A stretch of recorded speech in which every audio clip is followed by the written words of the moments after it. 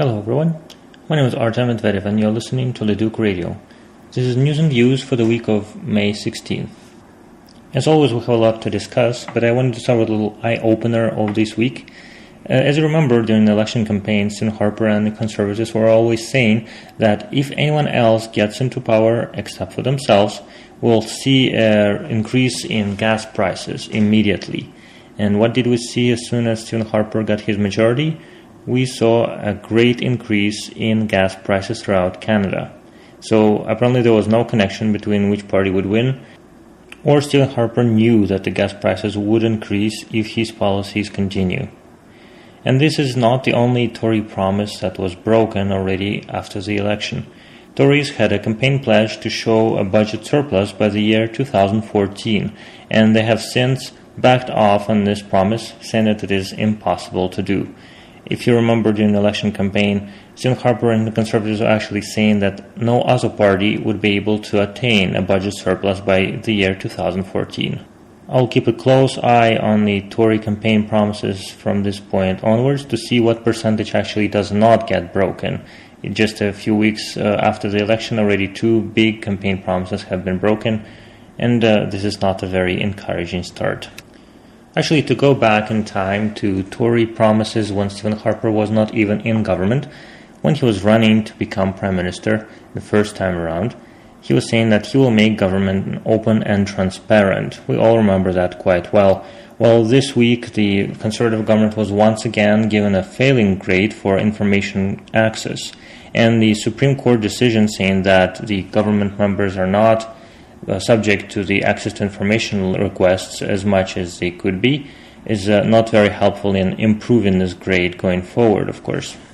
Several news items came out this week that showed whom the Stephen Harper government is actually accountable to. The whole talk about the Enbridge pipeline and the civil disobedience that might ensue very soon when this is still continuing, in spite of protests by a very large portion of the local population in northern BC, really says that Enbridge must play a much greater role in the Conservative government than the needs of the Canadian citizens living in that area. Another news item in the same vein comes actually from WikiLeaks. The website has just made public information that Canada offered to aid in the Iraq invasion. This was during the Chrétien era of Liberal federal government, and at the time Chrétien was saying that we will not get engaged in the Iraqi invasion. However, at the same time, minor functionaries from the government at the time were telling the United States officials that Canada would be prepared to offer any aid in the Iraqi invasion. WikiLeaks also gave some information about Harper reconsidering Afghan combat end date in spite of the parliamentary decision to end it in 2011. As you know, since then, the Liberals have supported the Conservatives in extending our mission in Afghanistan. It's officially called a training mission, but we all know what that means. Therefore, openness, transparency, and honesty do not seem to rank very high in terms of priorities of Canada's federal government.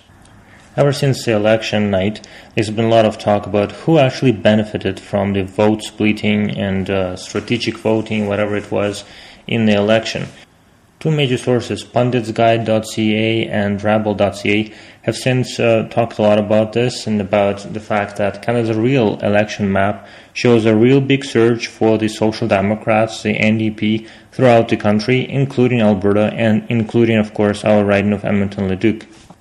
The party that seems to have benefited the most from vote splitting is actually the Liberal Party.